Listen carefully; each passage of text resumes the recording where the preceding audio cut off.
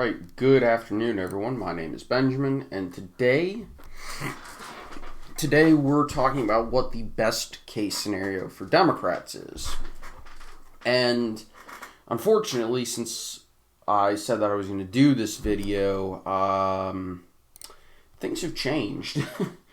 At that point, I thought the Democrats could have done a little bit better, but unfortunately, Russia decided to invade the Ukraine, and, well, I had to address that, and honestly,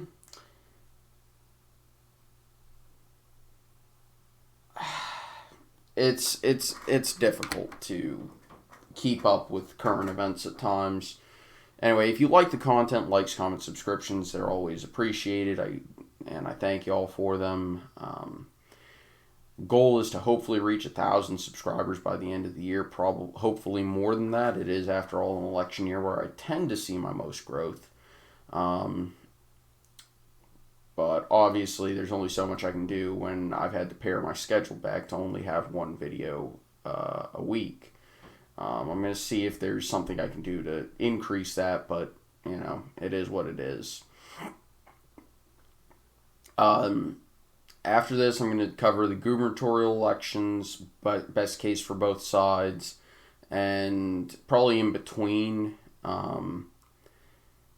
that video or those videos, I'm also going to get back to doing some history content as well, because why not? But obviously, this election, this midterm cycle, is kind of just gaining issues. You know, back when I did the best case for Republicans scenario, it was really just a focus on inflation, Supreme Court vacancy, and that was not expected until January. You know, there was no Supreme Court vacancy, and then all of a sudden Breyer says he's retiring, so... And I think Biden chose probably the worst of the possible judges on the short list.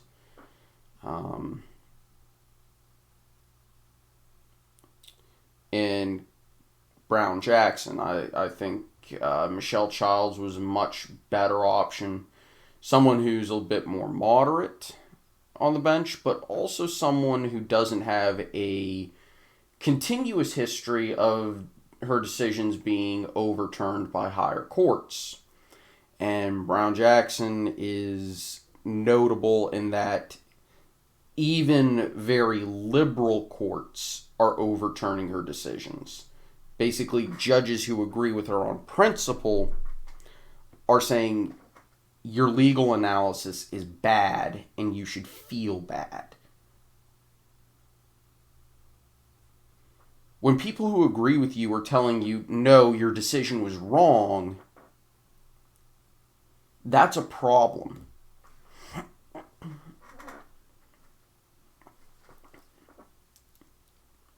And, okay, Biden appointed her to the D.C. Circuit. She was effectively the Democrats' heir apparent to whichever... she was the one who was the next one up, okay? I get the... effectively the politics of why Biden selected Brown Jackson, but that doesn't mean that I think it's a good pick. I want to say it was Kruger from California State Supreme Court was another interesting pick Biden could have gone with, but I think Childs was probably the best of the bunch that he would be inclined to nominate.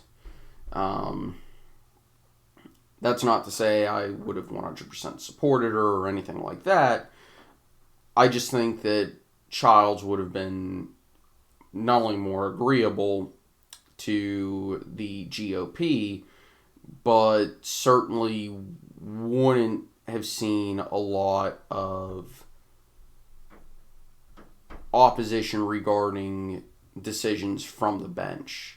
And the GOP, I think, is actually effectively released from the, well, we don't want to stonewall this completely. Because with Childs, they would have been in a difficult place to just say no outright. Because not only is Lindsey Graham saying, yeah, okay, I could see myself confirming her, as well as one or two. I think Tim Scott also had aired similar feelings. And I think the Republicans were basically in a way that we wouldn't necessarily support Childs, but we wouldn't oppose her vocally either if Biden had nominated Childs, which, given recent Supreme Court nominations, is really good, at least from the perspective of wanting an independent judiciary. Brown Jackson, on the other hand,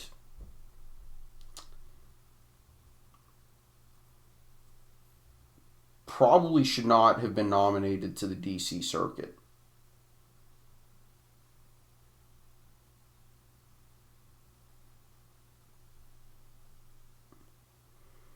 I don't think she's qualified for the position she currently holds. It's big talk coming from a legal layperson, but based off of that history of her decisions being overturned by courts who are sympathetic to her viewpoints,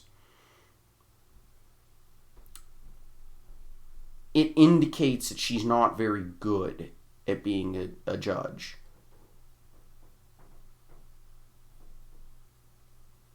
And the Republicans are going to latch on to that and say,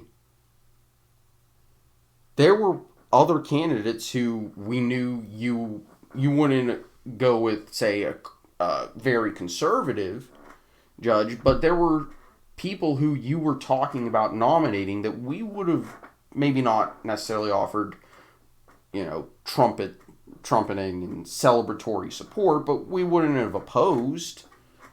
And yet you decide to go with the most political person you could have. The whole activist judge or, legislating from the bench crowd, calling judges, activists or having a tendency to legislate from the bench, that's been a long-standing trope that conservatives will use to attack judges they dislike. But with Brown Jackson, it's true. And unfortunately, the right may have worn that out, that line of attack out, crying wolf, when the arguments were a bit more subtle. Now when the wolf has actually shown up, no one's going to listen. Maybe Manchin will. Anyway, let's actually get into it. States that probably won't be competitive if the Democrats have the absolute best case scenario. I'm going to go ahead and just fill in. Kentucky won't be competitive. Tim Scott's too strong. Indiana, not really. And the states that would definitely be out of the question for the Democrats in a best case scenario for them. Maryland wouldn't be, Vermont, and Connecticut too. This sadly is an interesting map with a lot of seats that we know is competitive and some that probably aren't. For example, Kansas in the current map. I think in their best case scenario, they wouldn't be able to push it be closer than 10%, but yeah. Alaska, again, they probably wouldn't be able to compete unless everybody who's supporting other Republicans or third-party candidates decides they don't want to support whoever the most likely Republican is, which is probably going to be Murkowski. So they probably wouldn't be able to go after those. Then we move to Missouri, where the absolute best case for Democrats is the former Governor Greitens gets the nomination, and the Democrats are competitive elsewhere. and they're able to play hardball. And honestly, I think if that were the case and things improve for the Biden administration, maybe there's a rally, maybe Putin starts acting aggressively towards the Baltics and there's a rally around the flag effect, something like that.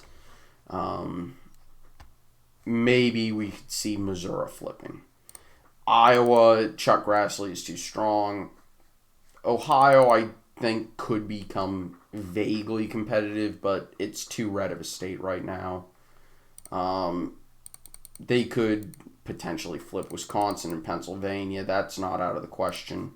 I think Georgia is just too far gone, but they could make it competitive. Florida, Rubio is way too strong. They could make it vaguely competitive. Right now, New Hampshire, I'm going to say they could probably hold it. I mean, I think they hold it as is. Maybe they could flip North Carolina and hold on to Arizona and Nevada. Though Missouri would be the oddball out. That would be because of an extremely weak GOP candidate who had a corruption scandal not too long ago, and everybody kind of knows it. And this is, of course, assuming things play out very differently on the national stage and the international stage, because we also have that Supreme Court nomination, which, I'll be honest, I think Republicans are absolutely going to use that as campaign fodder. And this time, I think they actually have a good argument to be made. There was a perfectly agreeable judge that, while we disagree with a lot of what her decisions likely would be, we at least think she's an honest, intelligent, and thorough judge who's going to make decisions based off of the way she interprets the law. However, Biden instead decided to choose the judge who would make progressives happy, and the judge who is most likely to just be a partisan hack.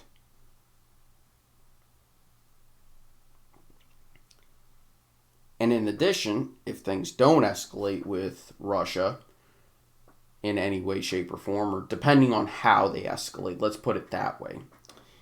If things start inching closer to nuclear war, that's going to spell disaster for Biden. Because it's going to be evidently clear that Biden is not capable of de-escalating the situation and is not capable of moving us away from that edge. And that would be a very easy line of attack.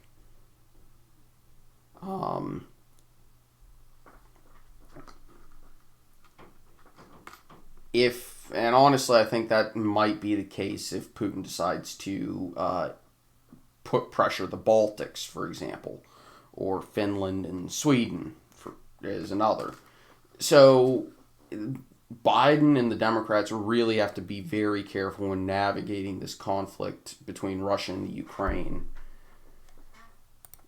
And I'll just temper this. A more likely, at best case scenario, is probably not flipping North Carolina, probably not flipping Missouri, and the truth is there's just too much ground. They have to hold on to Nevada and Arizona while also trying to pick up Wisconsin and Pennsylvania. I think Ron Johnson is strong enough. I think the true, most reasonable best case scenario is maybe Democrats having a net gain of 1 seat. And that's a best case scenario. And if we remember when we were talking about the Republicans, their best case scenario was really good.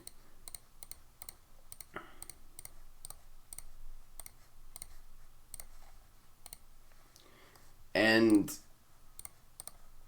there's definitely possibility And we need to remember that the Republicans have a really favorable map in 24 that could absolutely benefit them too, where they have easy pickup opportunities in Montana and West Virginia.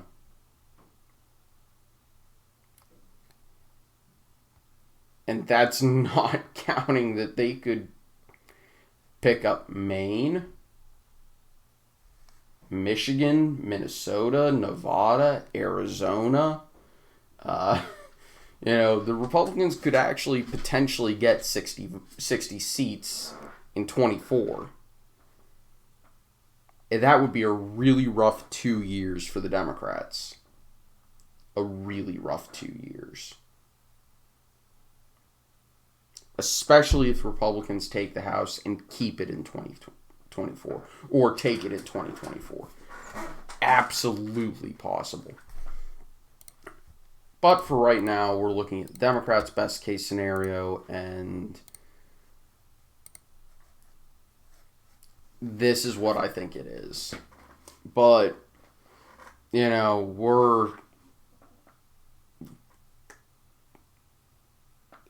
Democrats have to navigate a very, very, Democrats have to navigate a very, very tough situation, because they have to navigate a Supreme Court confirmation. They have to navigate a European war from a diplomatic standpoint and potentially military standpoint. They have to navigate the typical headwinds that blow against an incumbent party in the midterms.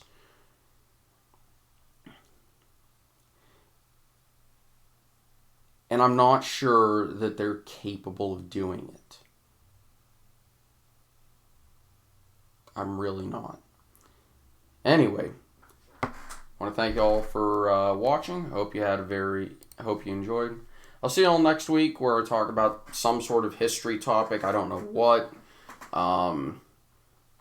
If you are interested, in having say, comment down below and say what you want to hear next week. Maybe something about